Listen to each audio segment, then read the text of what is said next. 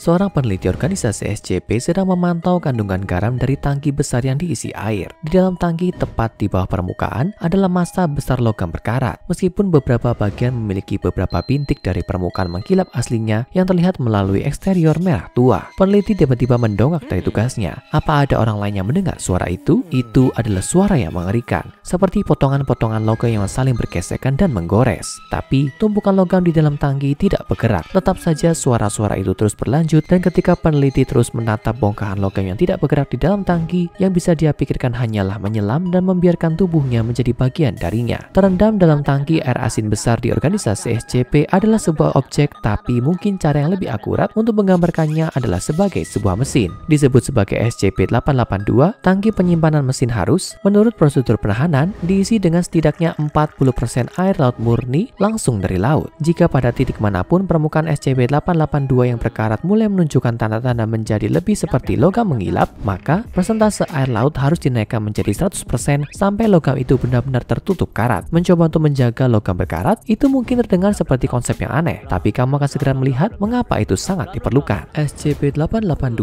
terlihat seperti kumpulan potongan logam yang tampaknya acak. Semuanya menyatu seolah-olah mereka telah dilas. Roda gigi, kabel, katrol, skrup, dan sabuk, semua bentuk dan ukuran berbeda, semuanya terbuat dari logam yang berbeda. Semua komponen yang beragam ini tampaknya tidak seragam atau dibuat agar cocok satu sama lain dan sebaliknya. Semuanya disatukan dalam satu massa benda logam yang besar dan tidak terstruktur. Tapi SCP-882 tidak dibuat seperti ini. Sebaliknya, ini tampaknya merupakan hasil dari salah satu sifat anomali laten SCP-882, penyerap logam. Setiap logam yang bersentuhan dengan SCP-882 akan melekat secara permanen padanya, dan setelah beberapa hari akan menjadi bagian baru dari SCP-882. Itu berarti bahwa logam apapun yang menyentuh potongan baru juga akan menjadi bagian dari SCP-882 dan seterusnya. Karena sifat aneh ini, sama sekali tidak ada logam yang boleh dibawa mendekati SCP-882 dan hanya bahan organik yang boleh bersentuhan langsung dengannya. Itu termasuk menggunakan alternatif non-logam untuk menjaga mesin tetap aman. SCP-882 digantung di tangki air asinnya oleh tali serat kapas organik yang juga perlu diganti setiap hari. Setiap dan semua peneliti di organisasi SCP yang berinteraksi dengan massa logam diwajibkan untuk memakai sarung tangan katun tebal setiap saat. Kamu mungkin berpikir bahwa ini terdengar cukup mudah untuk ditahan.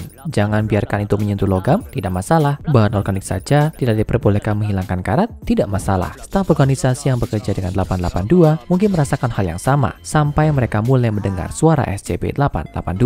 Sementara SCP-882 biasanya diam, anggota yang menghabiskan waktu lama dekat mesin telah melaporkan suara gerinda atau klik yang intens yang datang dari suatu tempat di komponen logam yang berantakan. Sementara itu dimulai pelan dan hampir tidak terdengar, suara-suara ini secara bertahap semakin keras sampai akhirnya mereka menjadi benar-benar tak tertahankan bagi manusia untuk menahannya. Jadi mengapa suara ini tidak muncul di rekaman audio? Karena suara gerinda atau klik dari SCP-882 pada kenyataannya adalah halusinasi pendengaran yang ekstrim. Tapi meskipun tidak nyata, suara-suara ini lebih dari mampu membuat siapapun yang mendengarnya menjadi psikosis. Dan disinilah segalanya menjadi rumit. Satu-satunya cara untuk menghentikan kebisingan adalah dengan menawarkan SCP-882 lebih banyak logam. Seperti disebutkan, benda apapun yang terbuat dari jenis logam apapun yang bersentuhan dengan mesin menjadi bagian dari masanya. Membiarkan objek baru menyatu ke permukaan SCP-882 akan menyebabkan suara penggilingan mereda, tapi akan meningkatkan massa SCP-882 secara permanen. Jika suara-suara itu tidak dihentikan, maka kondisi mental dari mereka yang menderita olehnya hanya akan bertambah buruk, dan beberapa korban halusinasi pendengaran SCP-882 telah melangkah lebih jauh dengan melemparkan diri mereka ke dalam tangki itu, di mana mereka hampir terbunuh dengan segera. Tubuh mereka dihancurkan sampai mati oleh kekuatan anomali dan tidak dapat dipulihkan dari jalinan roda gigi dan benda logam acak. Organisasi SCP sekarang mengharuskan anggotanya yang bekerja secara langsung dengan SCP-882 untuk melaporkan setiap suara bising yang berasal dari mesin. Selain itu, siapapun yang melaporkan mendengar suara aneh dari sekitar SCP-882 harus melapor untuk evaluasi psikologis penuh. Tergantung pada hasilnya, peneliti akan bebas untuk kembali ke pekerjaan mereka atau akan menghadapi penahanan diri di fasilitas organisasi yang dirahasiakan. Permukaan SCP-882 menunjukkan ketahanan ekstrim terhadap perusakan. Menurut pengujian organisasi, struktur logam memiliki kekuatan menarik dan ketangguhan yang lebih kuat daripada paduan titanium selevel pesawat. Meskipun demikian, mesin tersebut tampaknya masih terbuat dari logam yang lebih lemah seperti timah, besi, emas, dan banyak lainnya yang masih belum teridentifikasi. Dibutuhkan panas yang ekstrim dan beberapa jam paparan pada saat itu untuk memotong bahkan bagian terkecil dari logam dari sebagian besar bongkahan utama SCP-882.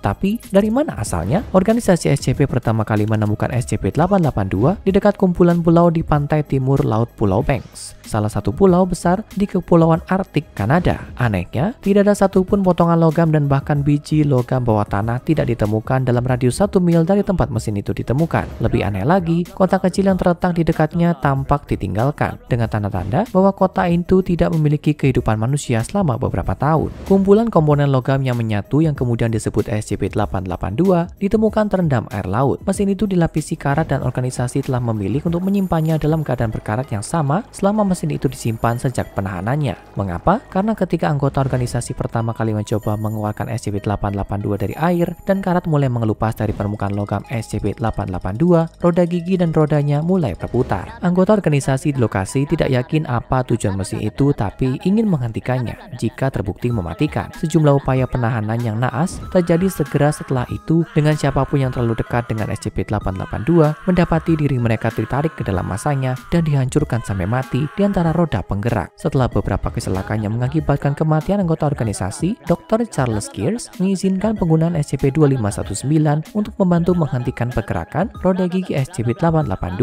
SCP-2519 adalah file audio berjudul Babylon MP3 yang memutarkan lagu By the Waters of Babylon oleh Philip Hayes dan teks dari kitab Mazmur 137. Memutar file ini dapat menyebabkan malfungsi terjadi di berbagai perangkat elektronik dan mekanik, biasanya mengurangi kecepatan di mana itu dapat beroperasi dan menyebabkan penghentian total fungsi mesin. Dalam kasus SCP-882, suara Babylon MP3 berhasil memperlambat bagian mesin yang bergerak, memungkinkan anggota organisasi untuk mendekatinya dengan aman. Tim kemudian memotong massa logam ke ukuran yang lebih mudah diatur dengan panas yang ekstrim dan akhirnya dapat ditahan. Namun, muncul pertanyaan lain. Tentu jika SCP-882 adalah mesin, maka itu seharusnya memiliki tujuan kan? Dan mungkin yang lebih penting, apa hubungannya dengan kelompok kepentingan pencinta mesin yang terkenal, Gereja Dewa Perusak? Kedua pertanyaan ini mungkin memiliki satu jawaban yang mudah. Untuk menjelaskannya secara sederhana dan simpel, SCP-882 mungkin adalah jantung dari Dewa Perusak. Gereja Dewa Perusak adalah organisasi keagamaan yang telah berhadapan beberapa kali dengan organisasi SCP selama bertahun-tahun. Anggota gereja punya keyakinan bahwa kehidupan, khususnya biologi kehidupan berdasarkan daging, secara inheren salah bahkan jahat. Kelompok ini memuja mekanisasi, proses pembuatan sesuatu atau seseorang lebih mekanis di alam. Menurut keyakinan gereja, ada dua dewa, Yaldabaoth dan Mekane, yang menciptakan manusia bersama-sama. Yaldabaoth adalah dewa kedagingan dan insting hewan yang memberikan tubuh manusia kepada manusia, sementara Mekane, dewa mesin dan kecerdasan, memberkati manusia dengan kekuatan pikiran bebas. Ketika umat manusia berkembang dan peradabannya mulai membangun mesin, Yaldabaoth menjadi marah karena mereka mengabaikan naluri yang dia berikan kepada mereka. Dia berusaha untuk menghancurkan ciptaan manusia dalam upaya untuk mengembalikannya ke binatang yang dia inginkan. Menurut legenda, Mekane bertindak sebagai penyelamat umat manusia dan turun tangan untuk menghentikan Yaldabaoth. Dewa mesin menghancurkan dirinya sendiri, mengubah tubuhnya menjadi beberapa bagian untuk membentuk sangkar bagi sesama dewa. Fragmen Mekane menghujani planet bumi. Fragmen yang gereja Dewa Perusak percaya adalah tugas mereka untuk memulihkannya. Mungkin ada ratusan keping yang dibutuhkan untuk membangun kembali Mekane sehingga dia bisa memimpin gereja menuju kemenangan dan mengalahkan Yaldabaoth sekali dan untuk selamanya. Namun, sejumlah bagian ini adalah SCP yang dikatalogkan yang diketahui organisasi atau ada dalam penahanan. Itu adalah SCP-882 atau hati yang rusak bagi gereja, SCP-271 pemberian rusak, SCP-813 matanya yang rusak, SCP-1139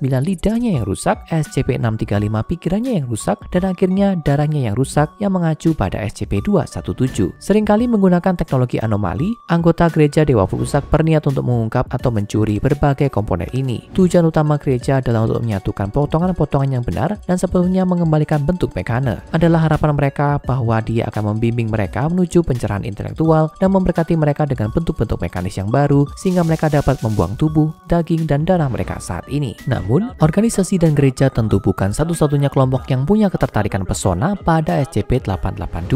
Dekat lokasi Pulau Banks, di mana mesin itu pertama kali ditemukan, anggota organisasi ditemui seorang pria, satu-satunya yang selamat dari kota terdekat. Orang ini dengan nama Richard Wright ditangkap dan dibawa dibawa untuk interogasi oleh Dr. Kears. Selama wawancara mereka, Richard mengungkapkan sejumlah detail tentang penduduk kota yang pertama kali menemukan SCP-882 dan apa yang akhirnya terjadi pada mereka. Menurutnya, komunitas tersebut membentuk kultus di sekitar SCP-882 setelah seorang pria bernama Allen menemukannya. Bagian-bagian mesin mulai berputar dan bergerak, tapi tanpa indikasi yang jelas tentang apa yang menggerakkannya. Segera, seorang pendeta lokal, Pastor Pat, juga tertarik pada SCP-882. Baik dia maupun Allen tampaknya punya keyakinan yang sama bahwa mesin itu telah dibuat oleh Tuhan untuk tujuan yang lebih tinggi dan mendorong penduduk kota terdekat untuk datang dan menawarkan logam padanya. Richard menjelaskan bahwa penduduk setempat terganggu oleh halusinasi pendengaran khas paparan jangka panjang dari SCP-882 dengan tetap terjaga saja malam oleh dentingan, suara menggiling, dan teriakan dari logam. Tidak lama, Richard melihat lebih banyak barang-barang logam diberikan ke mesin dengan banyak penduduk setempat gembira untuk hanya duduk dan menatapnya. Dia juga mencatat bahwa Bapak Pat dan Allen keduanya tampak bertingkah aneh di sekitar mesin,